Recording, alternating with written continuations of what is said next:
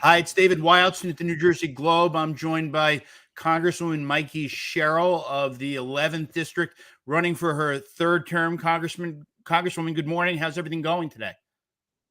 Well, I just voted. It was easy. Got right in and right out. So far, so great. Is that good?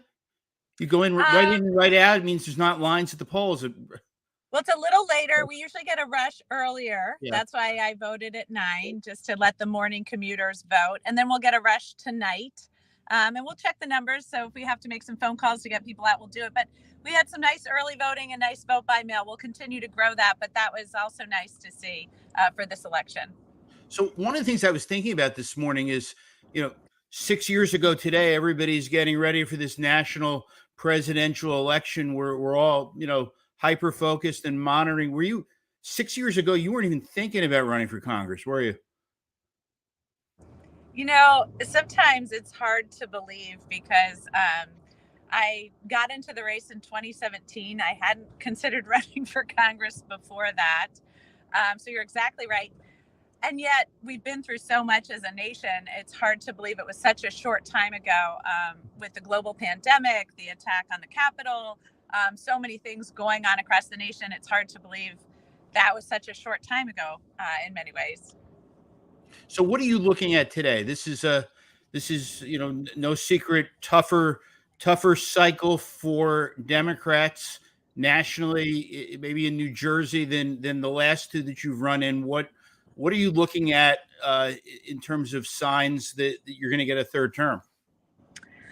Well, we'll certainly be watching what we see at the polls and checking in with the clerks to make sure that we're seeing the numbers we anticipate. So far, like I said, so good. We've seen some good numbers out of VBMs and vote by mails and the early voting. We'll continue to monitor throughout the day. But to a large extent, this is at this point there's some things we can do to phone calls to get people to the polls and stuff like that to remind people to vote, but really a lot of this is just based on my last 2 terms in office and what we've accomplished, and then also the communications we've done to date about what that means and what I hope to accomplish in the future.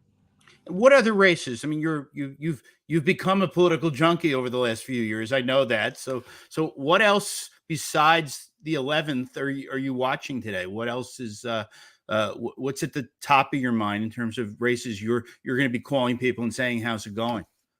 The races I'm really interested in are the national security women, not just because they're some of my closest friends in Congress, but because I think that's a powerful argument for service in Congress and to be reelected. People like Elaine Luria, who served on the January 6th committee and has unashamedly run on the strength of her convictions in our democracy and our Constitution. People like Abigail Spanberger, who has been a very strong voice in the party, a very strong independent voice in the party, often taking on our leadership when they're kind of moving in a different direction. Yeah, that's because she's from New Jersey. That's because she's from New Jersey. Yeah. Exactly. Of course, we would expect that from her. You either get it at birth or you learn it, but either way, the attitude. Either way, you stand up. You're independent. Exactly. You're not shy. And then people like Alyssa Slotkin. Michigan has been, that was sort of the epicenter of the Proud Boys and the Boogaloo Boys, and yet we also see in Michigan abortion rights are actually on the ballot. We often say choice is on the ballot. It's literally on the ballot in Michigan, and I'm interested to see what that means. And then my friend Chrissy Houlihan, just outside of Philly, to see what Pennsylvania's looking like. Those are the big races I'm watching.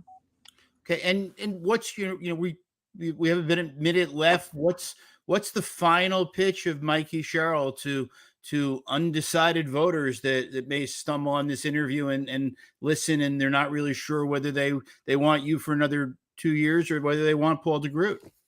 Sure. I think really what I've been saying to voters and continue to say is I've worked incredibly hard throughout my entire time in Congress to bring down costs for New Jersey families. So we've seen costs coming down for seniors and healthcare, and for our energy costs here with the IRA. addressing supply chain issues and reshoring American manufacturing to drive down inflationary costs, releasing stores from the Strategic Petroleum Reserve to steady cost here on gas when we see across the world and even other parts of the nation struggling more with that than we've even done in this part of the country. So working incredibly hard to get the economy on track to make sure that we're bringing down costs for people here in New Jersey. And then really, I'm a fierce advocate for choice, for women's rights across the nation, not just here in New Jersey.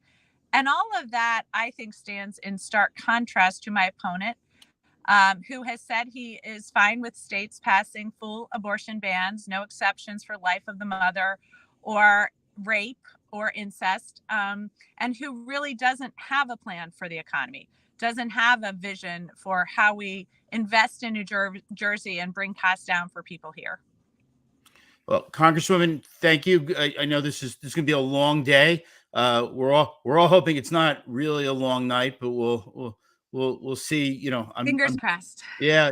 I mean, I just, you know, I like it when I like two things on election day. I like, number one, that people go out and vote, and number two, once those polls close, I really like it when election officials count those votes, and that's some confidence. So both are very important. But thank you, and good luck today. Thanks so much, David. Have a great one. Take care. Bye.